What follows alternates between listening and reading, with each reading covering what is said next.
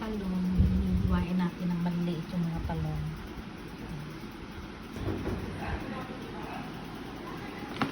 Harina po ito, tsaka breading. Paghahaluin po natin.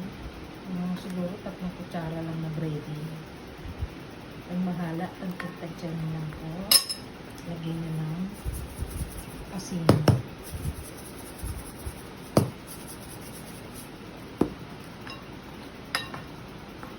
Walang kulang tayo ng mga ilang kutsara dito. Tapos lalagyan ko na ng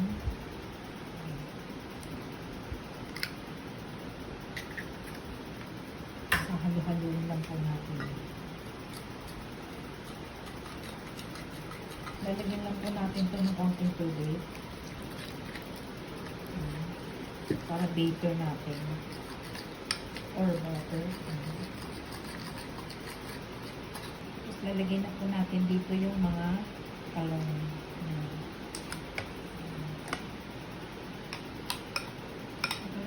Dito, lalagay po natin dito yung talong. Saka natin piprito.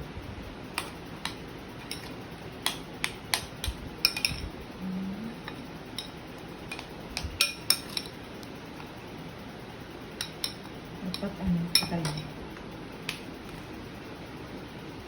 Yun. At galing dito, sa mixture natin, lalagay natin siya ulit dito.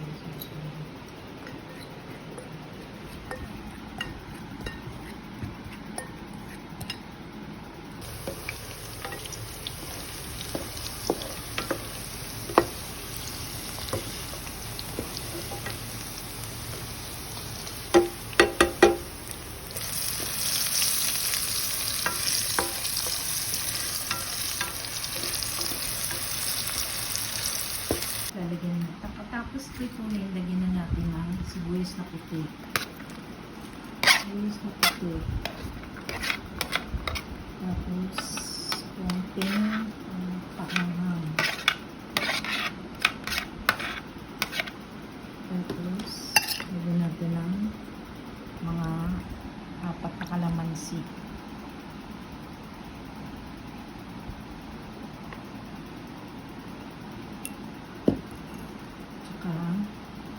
Oyster sauce.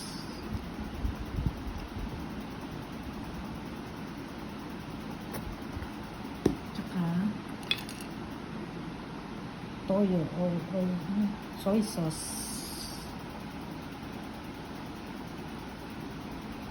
Halo-haloin natin yan. Pagkahalo po, yan, lagay na toppings po natin po. Sili na ba? Lagyan na po natin po sa ibabaw para po appetizing.